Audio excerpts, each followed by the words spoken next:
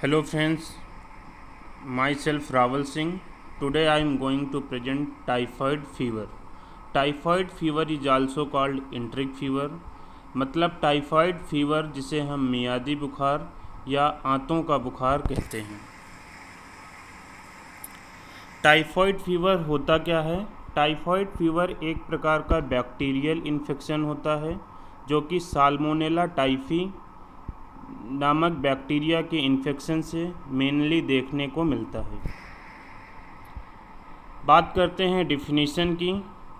Typhoid fever is acute bacterial infection characterized by constitutional symptom like prolong pyrexia मतलब fever, prostration and involvement of spleen and lymph node. इसमें होता क्या है? Typhoid fever जैसे कि हमने आपको बताया कि एक बैक्टीरियल इन्फेक्शन होता है जिसमें बुखार के साथ साथ प्लीहा में सूजन और लिम्फ नोड जो होते हैं हमारे उनमें स्वेलिंग देखने को मिलती है। It does not cause lifelong और even sufficiently prolong immunity second attack often occur. जैसे कि कुछ जो वायरल इलनेस होती हैं चिकन पॉक्स जस्ट लाइक, अगर उनका एक बार हमारे बॉडी में इन्फेक्शन हो जाता है तो हमारी बॉडी लाइफ लॉन्ग इम्यूनिटी यानी ऑल लाइफ के लिए इम्यूनिटी बॉडी में डेवलप हो जाती है। लेकिन टाइफाइड फीवर का एक बार इन्फेक्शन हो जाने के बाद भी इसके रिकरेंस होने के चांसेस रहते हैं। बात करते हैं कॉजेटिव एजेंट की। तो कॉजेटिव एजेंट जैसा हमने आपको बताया कि मेनली जो है salmonella typhi, salmonella paratyphi ABC, ठीक है, यानी साल्मोनेला पैराटाइफी के 3 कैटेगरी हैं ABC। ये कैसे ऑर्गेनिज्म होते हैं? ये ग्राम नेगेटिव बैक्टीरिया होते हैं, नॉन स्पोर फॉर्मिंग होते हैं जो कि एक अच्छी बात है। Facultative anaerobic bacilli. Facultative anaerobic का मतलब होता है कि ऐसे बैक्टीरिया जो ऑक्सीजन की एब्सेंट में भी लाइव रह सकते हैं। बैसिलाई का मतलब ये होता है यानी रॉड शेप बैक्टीरिया जो कि आप फिगर में देख सकते हैं। इनकी जो फैमिली होती है यानी ये किस ग्रुप के बैक्टीरिया हैं, ये इंटेरोबैक्टीरिएसी ग्रुप के हैं। Species salmonella enterica. The disease is called as typhoid fever because of its clinical similarly with typhus fever. Typhoid इसको इसलिए बोलते हैं क्योंकि इसकी जो सिमिलरली यानी इसके क्लिनिकल मैनिफेस्टेशन जो होते हैं जस्ट लाइक टाइफस की तरीके देखने को मिलते हैं। बात करते हैं the term enteric fever include both typhoid and paratyphoid. जैसा कि आपने देखा कि साल्मोनेला टाइफी होता है एंड साल्मोनेला पैराटाइफी जिसमें आपने 3 देखा यानी ABC। तो एंटेरिक फीवर में दोनों चीज़ें इंक्लूड होती हैं, चाहे वो टाइफाइड फीवर हो चाहे पैराटाइफाइड फीवर हो। नेक्स्ट हम बात करते हैं द डिसीज में बी अकर्स स्पोरेडिकली, एपिडेमिकली और endemically. Bacteriology that means typhoid fever का बैक्टीरियोलॉजी यानी बैक्टीरिया के बारे में हम थोड़ा सा जानने की कोशिश करते हैं। तो ये बैक्टीरिया जो है साल्मोनेला होता है, इंटेरोबैक्टीरिएसी ग्रुप का होता है जो कि हमने आपको पहले बताया। फैकल्टेटिव एनारोब होता है यानी ये बैक्टीरिया ऑक्सीजन की एब्सेंट में भी लाइव रह सकता है। ग्राम नेगेटिव होता है, distinguish from other bacteria by biochemical. ये जो है बैक्टीरिया और बैक्टीरिया से डिफरेंस होता है। नेक्स्ट बात करते हैं क्लिनिकल फीचर की या क्लिनिकल मैनिफेस्टेशन या साइन एंड सिम्टम। क्या लक्षण देखने को मिलते हैं? तो इसमें हमारे अलग अलग वीक में अलग अलग लक्षण देखने को मिलते हैं। जैसा कि पहले सप्ताह में मैलाइस हेडेक। मैलाइस का मतलब होता है हाथ पैरों में ऐंठन, बॉडी में ऐंठन। हेडेक यानी सरदर्द, कफ, सोर थ्रोट इन प्रोड्रोमल स्टेज। 4 से 5 दिन के बाद जो है headache, abdominal pain, constipation and P soup diarrhoea. Nursing के कॉम्पिटिटिव एग्ज़ाम में ऐसा आपसे पूछ लिया जाता है कि ऐसा फीवर कौन सा होता है जिसमें पी सूप डायरिया देखने को मिलता है, जो कि एम्स नर्सिंग ऑफिसर का एक इम्पॉर्टेंट क्वेश्चन बनता है। यहाँ इसमें यानी 4 से 5 दिन के बाद जैसा कि शुरुआती आपने देखा कि हाथ पैरों में ऐंठन, सर दर्द, कफ और यानी सोर थ्रोट, ठीक है। और इसके बाद क्या है, abdominal pain, constipation and P soup diarrhoea. P soup diarrhoea देखने को मिलता है टाइफाइड फीवर में, तो ये आपको याद रखना है। नेक्स्ट हम बात करते हैं सेकेंड वीक, यानी अगले सप्ताह में क्या देखने को मिलता है। 7 से 10 दिन बाद, जब यानी after exposure of infection, mild hepatosplenomegaly यानी लीवर और स्प्लीन में स्वेलिंग देखने को मिलती है। Occurs in majority of patient, यानी ऑलमोस्ट पेशेंट में लीवर और स्प्लीन में स्वेलिंग देखने को मिलती है। Relatively bradycardia, most of the जो फीवर होते हैं उनमें फीवर के साथ जो हार्ट रेट होता है वो इंक्रीज होता है, लेकिन टाइफाइड फीवर एक ऐसा फीवर है जिसमें फीवर के साथ में क्या होता है, ब्रेडिकार्डिया यानी हार्ट रेट जो है वो 60 बीट पर मिनट से कम देखने को मिलता है। रोज स्पॉट रेसेस, बॉडी में जो है रोज स्पॉट रेसेस देखने को मिलते हैं, जिसकी पिक्चर अभी हम आपको आगे दिखाएंगे। नेक्स्ट हम बात करते हैं थर्ड वीक में। तो थर्ड वीक में ऐसे पेशेंट में क्या देखने को मिलेगा, prolong apathy, toxaemia, delirium, disorientation and coma. Diarrhoea will become apparent if left untreated. This time there is a high risk of intestinal hemorrhage and perforation. होता क्या है कि जब कोई भी बैक्टीरिया हमारे बॉडी में एंटर करता है तो लगातार वो अपना मल्टीप्लिकेशन, दैट मीन्स अपने नंबर्स को इंक्रीज करता जाता है, और वो बैक्टीरिया हमारे इंटेस्टाइन में क्या करते हैं, टॉक्सिन्स प्रोड्यूस करते हैं, और वो टॉक्सिन्स हमारे जो है सर्कुलेट होके ब्रेन पे जाएंगे, जिसकी वजह से जो ब्रेन के फिजियोलॉजिकल फंक्शन होते हैं वो अल्टर्ड होते हैं, और ऐसे पेशेंट में डिसओरिएंटेशन, कोमा देखने को मिलता है। अगर थर्ड वीक में भी पेशेंट का इलाज नहीं स्टार्ट हुआ या एप्रोप्रिएट मैनेजमेंट नहीं हुआ तो ऐसे पेशेंट में इंटेस्टाइनल हैमरेज, क्योंकि बैक्टीरिया जो लगातार अपनी कॉलोनी बनाते हैं यानी अपने नंबर्स इंक्रीज करते हैं, जो कि इंटेस्टाइन यानी आंतों की म्यूकस मेम्ब्रेन को डैमेज करके हैमरेज कॉज करते हैं एंड परफोरेशन करते हैं। परफोरेशन का मतलब है आंतों में घाव होना या आंतों में छेद होना। रेयर कॉम्प्लिकेशन, अगर जो है सही टाइम पे सही इलाज नहीं मिला तो ऐसे पेशेंट में हेपेटाइटिस देखने को मिलता है, pneumonia, thrombophlebitis, myocarditis, cholecystitis. Thrombophlebitis means होता है inflammation of the when, myocarditis means होता है आपकी हार्ट की जो मिडिल लेयर होती है उसका इन्फ्लेमेशन यानी स्वेलिंग। कोलेसिस्टाइटिस का मतलब होता है इन्फ्लेमेशन ऑफ गॉल ब्लैडर यानी पित्ताशय की स्वेलिंग। नेफ्राइटिस यानी किडनी की स्वेलिंग, ऑस्टियोमिलाइटिस यानी बोन का इन्फेक्शन एंड साइकोसिस। रोज स्पॉट जो हमने अभी आपसे बताया था, आप ये पिक्चर देख सकते हैं। टाइफाइड के फीवर में ऐसे रेसेस देखने को मिल सकते हैं जिनको हम रोज स्पॉट रेसेस बोलते हैं। नर्सिंग कॉम्पिटिटिव एग्ज़ाम में ये भी एक इम्पॉर्टेंट क्वेश्चन होता है कि ऐसा कौन सा फीवर होता है जिसमें रोज स्पॉट देखने को मिलते हैं, तो आपको करेक्ट आंसर करना है typhoid fever. Laboratory diagnosis, laboratory diagnosis में हम क्या करते हैं, इसका the definitive diagnosis of typhoid fever depend on the isolation of bacilli from blood, bone marrow, stool, blood culture in the main stay of diagnosis of the disease. Basically हम microbial diagnosis के लिए हम क्या करते हैं, जैसा कि हमको पता है कि जो टाइफाइड फीवर का मोड ऑफ ट्रांसमिशन होता है वो फीको ओरल रूट होता है।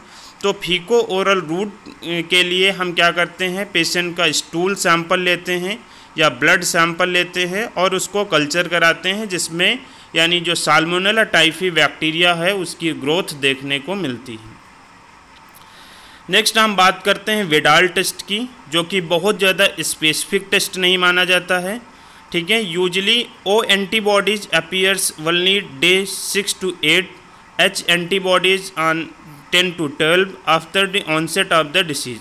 लेकिन विडाल टेस्ट जो है पॉजिटिव है या निगेटिव है, उसको बहुत ज़्यादा स्पेसिफिक एंड रिलायबल टेस्ट नहीं माना जाता है। The test is usually performed on the acute serum as first contact with the patient. The test has moderate sensitivity and specificity. मतलब मॉडरेट का मतलब ये है कि बहुत हद तक हम इसके बिहाफ पे पेशेंट का ट्रीटमेंट तय करते हैं, लेकिन इसका मॉडरेट यानी बहुत ज़्यादा हाईली स्पेसिफिक और सेंसिटिव टेस्ट ये नहीं होता है। नेक्स्ट हम बात करते हैं आजकल जो बहुत स्पेसिफिक टेस्ट मानते हैं, जिसको हम टाइफी डॉट नाम से देखते हैं। टाइफी डॉट में हम देखते हैं अगर इन्फेक्शन से कोई भी पेशेंट का एक्सपोजर हुआ है तो ऐसे पेशेंट में क्या करेगी, बॉडी एंटीबॉडीज़ बनाएगी।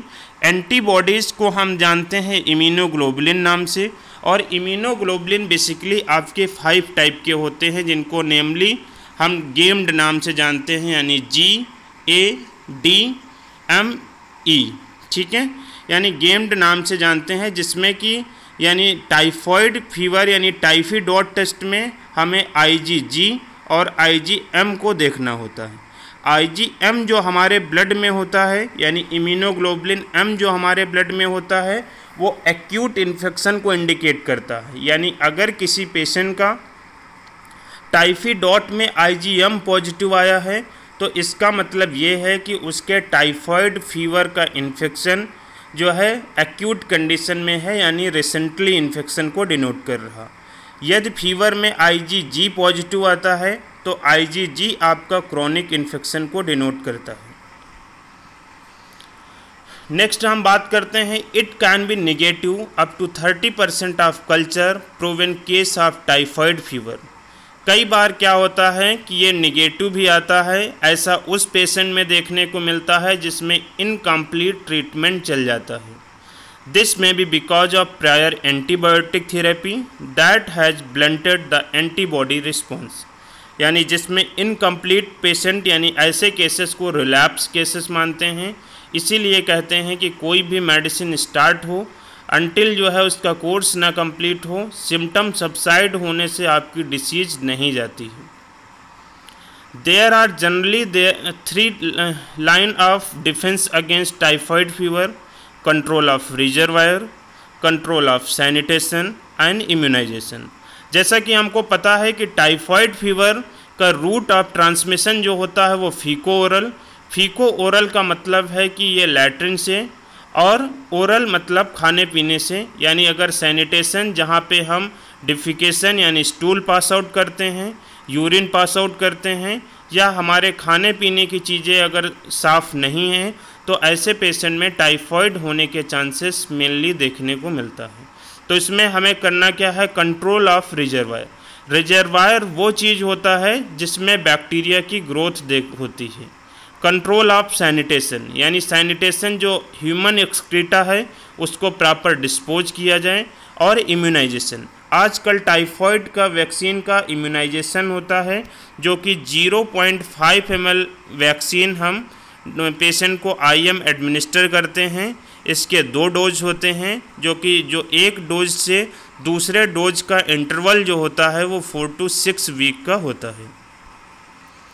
नेक्स्ट हम बात करते हैं कंट्रोल ऑफ रिजर्वायर का। जैसे हमने बताया कि जहाँ पे बैक्टीरिया की ग्रोथ होती है ऐसी चीज़ों को हमें क्या करना है, आइसोलेट करके रखना है और उसको प्रॉपर तरीके से डिसइंफेक्ट करना है। Cases of early diagnosis, this is a vital importance as the early symptom are not specific. Culture of blood and stool are important investigation in the diagnosis of cases. Actually early symptom में आप देखते हैं इसका कोई भी specific sign and symptom नहीं है। Fever है, रेसेस हैं, जो कि आपने देखा कि टाइफस फीवर में भी प्रेजेंट होता है, टाइफॉइड फीवर में प्रेजेंट होता है।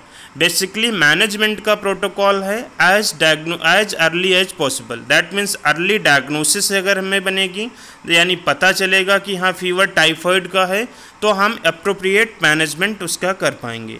ऐसा करने के लिए हमें ब्लड का कल्चर करना होता है, पेशेंट के स्टूल का कल्चर करना होता है, जिससे कि हमारी पेशेंट की डायग्नोसिस बन सकती है। Notification must be done in area where it is mandatory. Isolation, since typhoid is an infectious disease that cases are to be transfer to the hospital. Isolation इसलिए ज़रूरी है क्योंकि फीको ओरल रूट जैसा कि आपको पता है, यानी अगर आप ऐसा पेशेंट जहाँ पे डिफिकेशन करने जा रहा, वहाँ पे अगर कोई हेल्दी जाएगा तो ऐसे यानी जो हेल्दी पर्सन है उसको भी टाइफॉइड होने के चांसेस होते हैं। तो टाइफॉइड वाले पेशेंट का यानी जो आइसोलेट करना बहुत ज़रूरी है। As a rule cases should be isolate till 3 bacteriological negative stool and urine reports are obtained on 3 separate days. और आइसोलेशन तब तक पेशेंट का ज़रूरी होता है जब तक उसके स्टूल की और यूरिन की 3 नेगेटिव कल्चर की रिपोर्ट ना आ जाए, अनटिल अनलेस हमें पेशेंट को आइसोलेट करके ही रखना है। ट्रीटमेंट, इसका जो ट्रीटमेंट है वो फ्लोरोक्विनोलोन जो ग्रुप के एंटीबायोटिक्स हैं, just like ofloxacin, ciprofloxacin and levofloxacin जो ड्रग ऑफ चॉइस होते हैं। हम बात करते हैं ट्रीटमेंट की, तो इसमें एक आपका है 2 कैटेगरी का टाइफॉइड है, एक है आपका अनकॉम्प्लिकेटेड, दूसरा है आपका कॉम्प्लिकेटेड। तो कॉम्प्लिकेटेड में हम ओरल दे सकते हैं और इंजेक्टेबल दे सकते हैं। तो अगर किसी पेशेंट को हम सिप्रोफ्लॉक्सासिन ओरल दे रहे हैं तो ओरल हमें 500 mg की टैबलेट BD देना है और ये ट्रीटमेंट हमें 5 to 7 डेज तक कंटिन्यू करना है। वहीं पे अगर किसी पेशेंट को IV इंजेक्शन एडमिनिस्टर कर रहे हैं then dose is necessary 400 mg BD for 5 to 7 days. आप कह सकते हैं यानी सिप्रोफ्लॉक्सासिन का जो ओरल डोज है वो 5 to 10 mg and injectable dose जो है वो 4 to 7 mg पर kg होता है। ओफ्लॉक्सासिन ओरल IV दोनों का डोज सेम रहता है, यानी हम ओरल दें या IV दें 400 mg BD for 5 to 7 days देना है। नेक्स्ट हम बात करते हैं सिप्ट्रिक्जॉन की। तो सिप्ट्रिक्जॉन का जो डोज होता है वो 50 mg पर kg होता है। एजिथ्रोमाइसिन का जो स्टार्टिंग डोज है वो डे फर्स्ट यानी फर्स्ट डे जो है हमें 1 gram, then followed by 500 mg OD। 500 mg OD means होता है आपका वंस टाइम अ डे, यानी 1 ग्राम एजिथ्रोमाइसिन हमें डे फर्स्ट में देना है।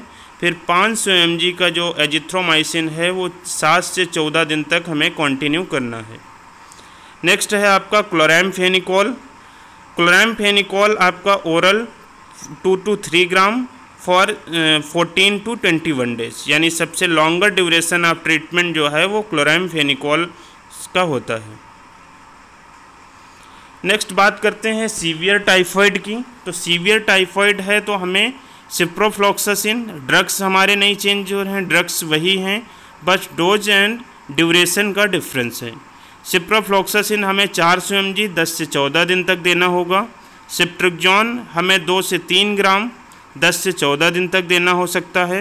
एंड सिफोटैक्सिम 2 ग्राम TDS फॉर 10 से 14 दिन तक देना पड़ सकता है। इसमें बात करते हैं कि ये जो अलग अलग ड्रग्स हैं उनमें एक साथ में हम एक ही ड्रग यूज करते हैं और उसी के ड्यूरेशन पे हमें देना होता है। जैसे कि हम या तो सिप्ट्रिक्जॉन देंगे यानी 2 ग्राम TDS या फिर सिफोटैक्सिम देंगे 2 ग्राम TDS फॉर 10 to 14 डेज। ये हमें याद रखना है, कंफ्यूज नहीं होना। फॉलोअप क्या करना है, कब तक ऐसे पेशेंट को हमें फॉलोअप में बुलाते रहना है। Examination of stool and urine should be done for Salmonella typhi 3 to 4 months after discharge and again 12 months to prevent development of carrier state. हमें 3 से 4 महीने में यानी 1 साल तक पेशेंट को फॉलोअप में बुलाते रहना है जिसका एक बार टाइफी डॉट पॉजिटिव आया है तो। Thank you so much.